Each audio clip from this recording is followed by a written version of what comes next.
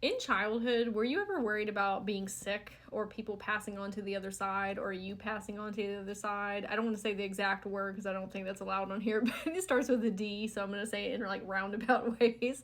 But if that was you, I'm going to share an inner child healing session that I just did with a client in case it helped your inner children as well. Go into my client's energy field, and then all of a sudden, all these kids start running up to me. It was a lot of her inner children, and they were so sweet. And I said, "Oh, y'all don't seem like you need healing or support." And they said, "No, we just want to hang out." And I said, "Okay, that's cool. We can do that."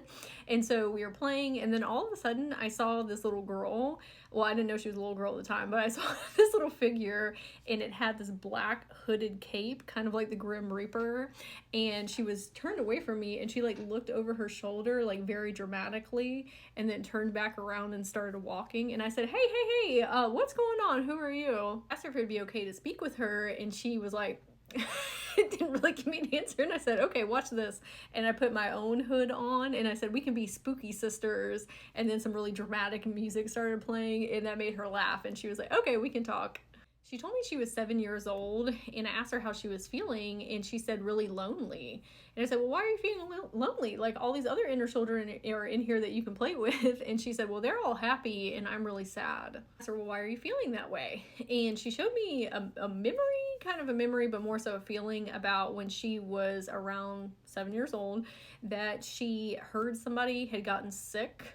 I don't know if it was a family member or a friend. Sometimes those things are like fuzzy in people's records, but it more so about the event itself. Or it could have been somebody on TV. And then she started ruminating about her passing on to the other side, about herself. And that really stuck with her throughout life. And it's just been kind of back there in her subconscious and undermining like decisions throughout life. I said, "Yeah, that can be really scary." I said, why do you feel fearful of that?" And she said, "Well, I'm gonna have to leave everybody that I love behind." Yeah, that is really sad to think about. I said, I have people that I love really nearly and dearly as well and wouldn't want to leave them either.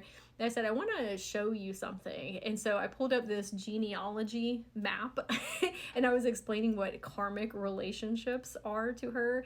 And I said, "You actually have several in your life." And just for an example, it could be your mom who was your sister in a different lifetime, or your daughter in a different lifetime, or somebody that you met at the grocery store, or a coworker or a boss. I said, we all incarnate with these soul family members. Sometimes they're your blood relatives, and then sometimes they're, your soul tribe members. I said, but you reincarnate with one another over and over and over again. It made her feel a little bit better. And then I said, "I want to show you something else." And so I showed her higher up on the map, source up here, and then I showed her where she incarnated her oversoul for the very first time, and then all these split incarnations, all these different timelines. And I said, technically everybody is you, and you are everybody. So there's no way that you can be away from yourself, from your loved ones, from you. And she was like, "People aren't real?" And I was like, "No, they are real."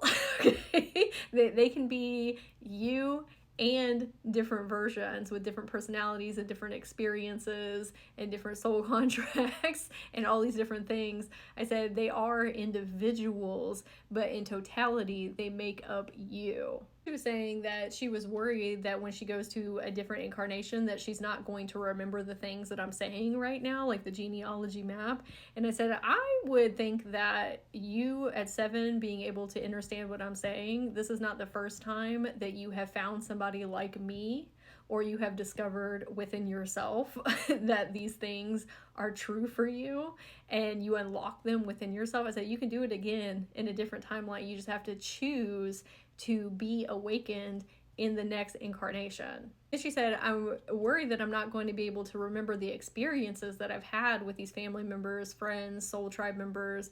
And I said, "Oh, actually, you can teach yourself how to do that." I said, "That's what I do right now for people." I said, "That's why I'm meeting with you right now." I said, "You can teach yourself how to access these different timelines and remember these things from different time periods." "Well, how do I do that?" I said, "Well, because you are the creator, you are the I am, you are the all, you can simply state right now with me, in my next incarnation, I want to be awakened. I want to remember. I want to have my gifts unlocked and activated to be able to access these different timelines within myself." And I said, "You can even do it with other people if you want to." And so we said together, "I want to remember in my next life." You start having multitudes of incarnations awaken to who they actually are and the vastness, the totality, the multidimensionality.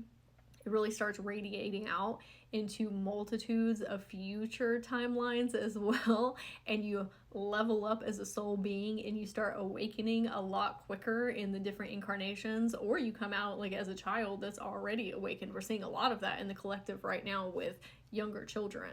She was feeling a lot better about, you know, the whole life experience that we have.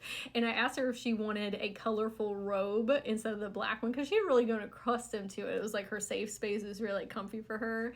And she said, can it be colorful and black? And I was like, yes, girl. I said, let's do it. I'm living for the dramatics. Like, she was so funny and like spunky. And so it was great meeting her. And I'm glad that we were able to uplift a lot of that heaviness that she's been carrying with her for a long time. I'd love to hear in the comments if this resonated with you, if you learned something new, if it took a weight off of your inner children as well, and if you would like an inner child healing session for yourself so I can speak with them and offer some quantum healing and some Reiki and mindset shifts and releasing trauma and PTSD from the past, you can schedule one of those.